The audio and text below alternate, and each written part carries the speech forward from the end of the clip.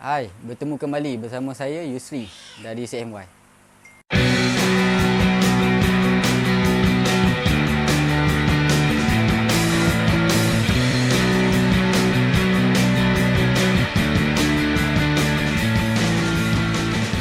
screen and cutthroat, one body, live. Kali ini saya akan berkongsi kepada anda semua berkaitan handling induk bertelur. Dan di sini kita akan kongsikan macam mana kita mengendalikan induk yang bertelur tersebut supaya induk tersebut tak stres dan tidak memberi kesan yang negatif seperti buang telur. Okey, untuk mengendalikan induk bertelur ni penting kerana kita hendak mengurangkan risiko supaya induk tidak terasa terancam, di mana induk yang bertelur ni agak sensitif dengan perubahan ataupun gangguan di persekitaran diri dia.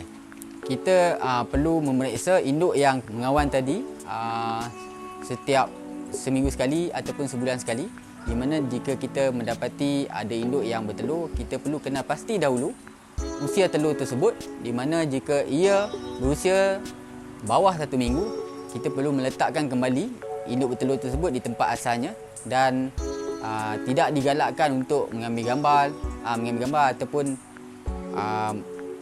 memegang terlalu lama induk tersebut kerana telur dia masih baru dan mudah untuk gugur.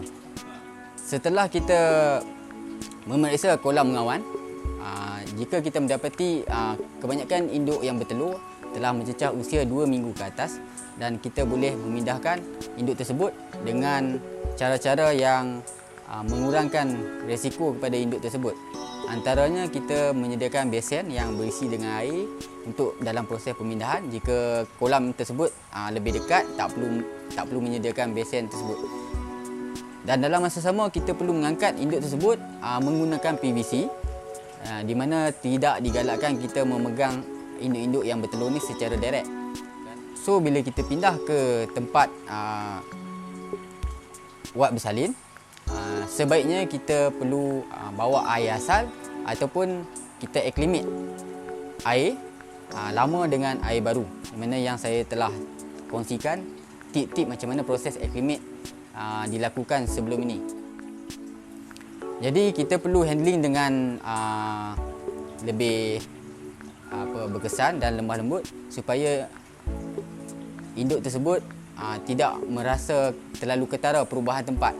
Dia akan merasa tidak selesa dan induk tersebut akan sentiasa keluar pusing-pusing ataupun meronda sekitar kolam yang baru tu, dan boleh menyebabkan induk itu juga merasa macam terancam dan stres. Baik, untuk makluman semua, tempoh untuk induk bertelur ni adalah selama 6 minggu. So tempoh ni adalah subjektif dan ada yang mengatakan 5 minggu, ada yang mengatakan 7 minggu.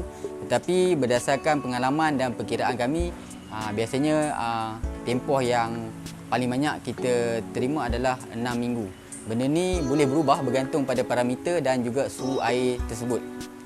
Jadi kita ambil tempoh selama 6 minggu, di mana dalam proses tersebut dia ada beberapa peringkat, iaitu peringkat pertama iaitu minggu pertama telur yang berusia 1 minggu berwarna perang ataupun kehijauan, dan minggu kedua telur tersebut berwarna hitam ataupun kuning bergantung pada bakar, dan minggu ketiga telur tersebut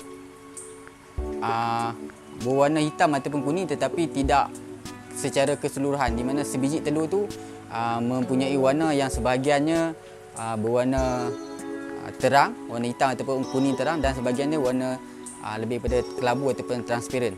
Dan minggu seterusnya iaitu minggu keempat, telur mempunyai 2 titik pada setiap telur, iaitu mata anak benih telah muncul, dan minggu kelima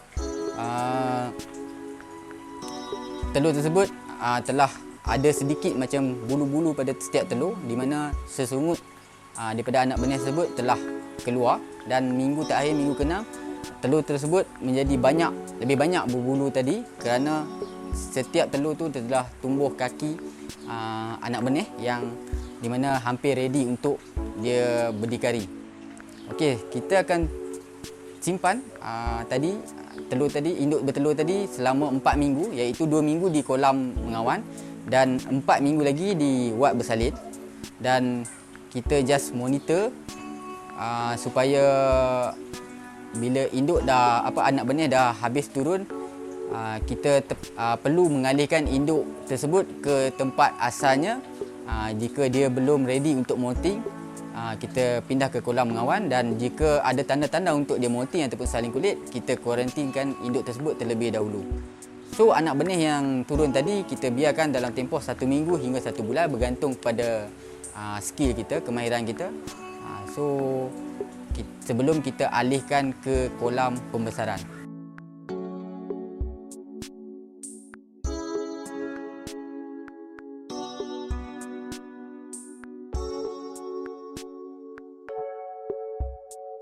So itu saja perkongsian saya untuk kali ini berkaitan kendalian induk bertelur, supaya ianya bermanfaat dan dapat dipraktikkan oleh anda semua di rumah. Selamat mencuba.